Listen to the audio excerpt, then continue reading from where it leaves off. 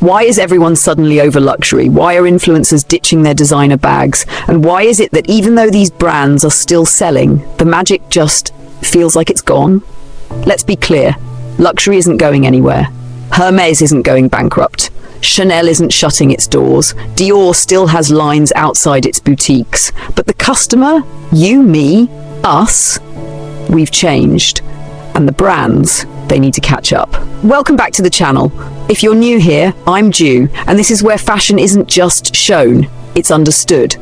And if you're someone who's always felt like there's more to fashion than just logos and price tags, follow at GTWJMag on Instagram. That's where we go even deeper. Now let's talk about what's really happening. 1. The luxury bubble burst. There was a time when owning luxury meant something different. It meant craftsmanship, rarity, a whisper of wealth, not a scream. But in the last decade, luxury became a product of the algorithm. TikTok hauls, YouTube unboxings, Instagram outfit tags, it was all about the flex. Here's my 5th Chanel bag. Here's the Hermes I accidentally bought. Here's my closet tour with 40 Louis Vuitton pieces. And honestly, we ate it up. Because for a while, luxury was fantasy, and fantasy sells. But eventually, we got full. And when the fantasy started to feel fake, forced and formulaic, the magic disappeared. Luxury became accessible, and paradoxically, once something becomes accessible to everyone, it loses its prestige. Even Birkins, once a symbol of exclusivity, are now on the For You page every day. Whether it's real, fake, loaned or bought on Klarna, the mystery is gone. 2. Who's really buying now? Let's zoom out. The real luxury customer? She's not watching unboxings anymore. She doesn't care if a bag is the it item this season. She wants pieces that last, pieces that hold meaning. And she's thinking long-term, not for content, but for legacy. Even young people today are incredibly financially aware. They want value, not just vanity. They'll pay for luxury, yes, but only if it aligns with their values. Sustainability, craft, uniqueness, not clout. 3. The brands that get it, it. This is where the new luxury enters. What some call quiet luxury.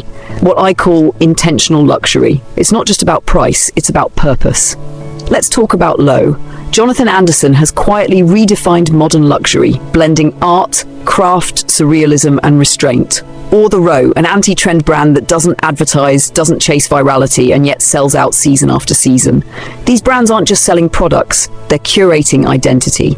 And even niche houses like La Mer, Kite, Gabriela Hearst, Totem, Maison Carré, Delvaux are becoming the new staples for those in the know. Because when everyone's wearing the same logo, the real flex is subtlety. 4. Influencer fatigue and the fake flex era.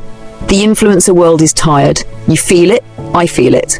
There's only so many times you can watch someone unbox a 5,000 handbag and pretend it's relatable. And now followers aren't impressed. They're skeptical. They're starting to ask, is this even real? Do they even like it? Why are they buying the same thing again? The influencer economy built on excess and envy is collapsing. And in its place, authenticity. The influencers that are thriving today, they aren't showing off 20 designer bags. They're showing why they chose one. And most importantly, they're creating trust. 5. Where we're headed. Luxury is being reborn, not through louder branding, but through quieter storytelling. It's becoming more personal, more reflective, less about owning what everyone wants, and more about finding what truly speaks to you. It's the difference between dressing up and dressing true. I'll say this, luxury will never die, but meaningless luxury, that's already on life support. And honestly, that's a good thing, because this new era, it's exciting, it's smart, it's intentional, it's fashion finally growing up. And the beautiful part? Fashion isn't fading, it's maturing, evolving, becoming more human. It's moving away from the empty chase, the pressure to keep up, and returning to what made us fall in love with it in the first place. Not the price, not the logo, but the feeling.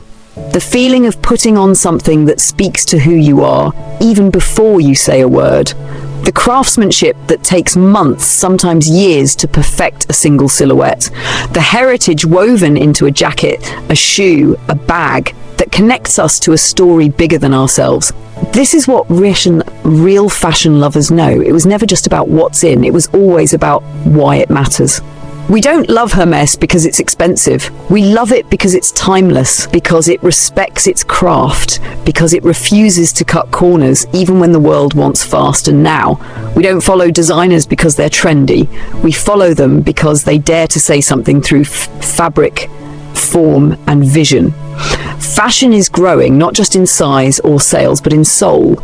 And here on this channel, we'll always celebrate that. We'll question what needs to be questioned. We'll praise what deserves to be praised. And we'll keep uncovering the real reason fashion continues to shape culture, identity, and power. Because if you're someone who loves the why behind the what, you've found your place. This is GTWJ, and we're just getting started. Follow at GTJ Mag on Instagram for more, where fashion isn't just shown, it's understood. Subscribe, stay curious, and wear what matters, because fashion isn't dead. It's just finally alive.